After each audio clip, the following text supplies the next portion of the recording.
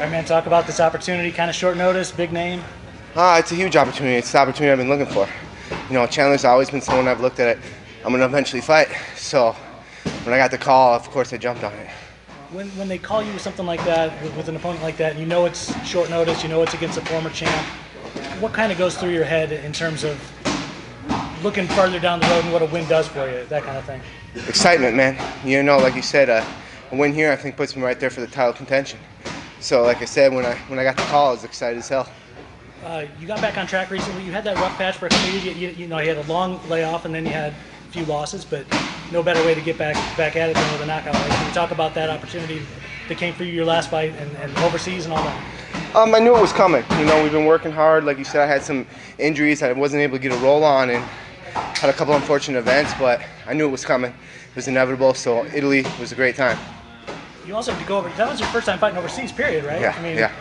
What was that situation like, and does it take a little bit more out of you, especially when you're coming off a stretch like the one that you had? Does it feel like you had more working against you when you went into that fight? Yeah, you know, it's crazy, you know, but I looked at it as an adventure, really.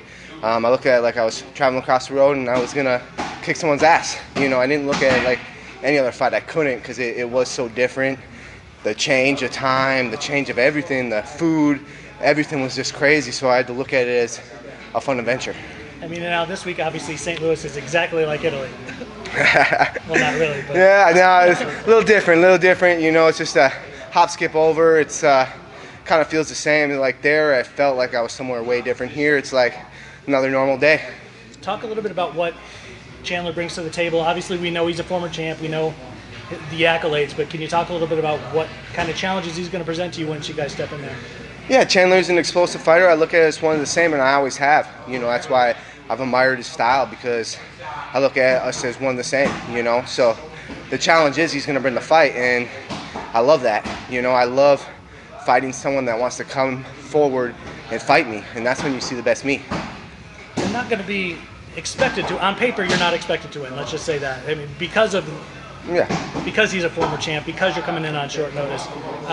Do you love the opportunity to be able to play spoiler in a situation like that and really get your name out there even more?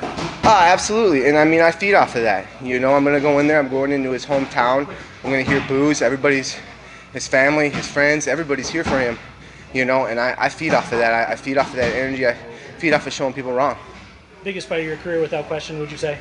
You know, I've always told everybody your next fight's your biggest fight. You know, that's how it's been my whole career. You look at your next fight and you're like, oh, I have to win this, and I'm fighting for a title. I can't lose again in a row. You know, it's every fight's your next biggest. But on paper, absolutely. Chandler's the biggest name I fought. I beat him. I knocked him out in a great fashion. Great things are going to be coming my way. And is that how you see it going down on Friday night? You're going to knock him out? Absolutely.